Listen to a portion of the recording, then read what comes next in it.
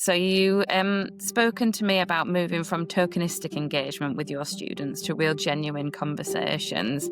How do you make sure student voices are not just heard but also really acted upon? I think the first step for us was creating that safe space. Students didn't feel like they could openly talk about these issues.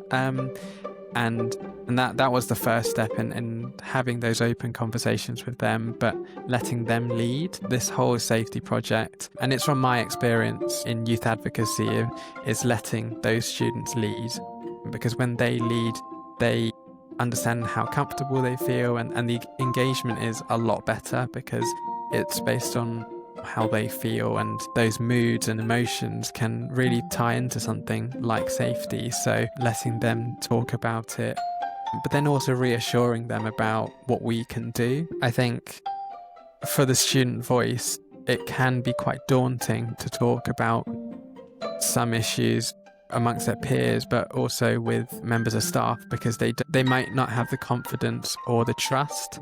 I think trust has always been one of those big things, and I think for our project, it was probably by the 6th session where we were asking them, would you like to speak with relevant local authorities like the police or like the council? And they were starting to gain our confidence. And by, I think it was the 8th session, they were like, can we invite the police? And that really did help them, because they felt like we were doing something, we were being proactive to find the right people to talk to.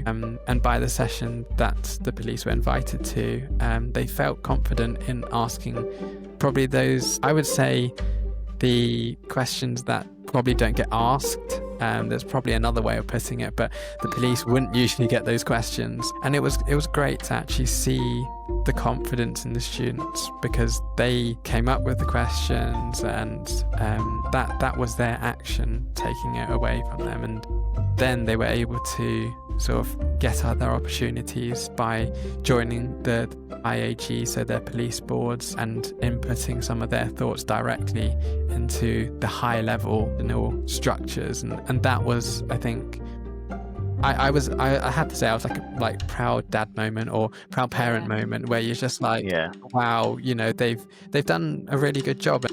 Yeah, such a journey from feeling quite apprehensive to then having a voice on a really a huge platform like that kind of board is really impressive. And again, that's that measurement, isn't it? You know that you had took a student from A to B, and it was a huge development. And we talk a lot about citizenship and developing confidence, and the impact that civic work can have on individual students and their life journey.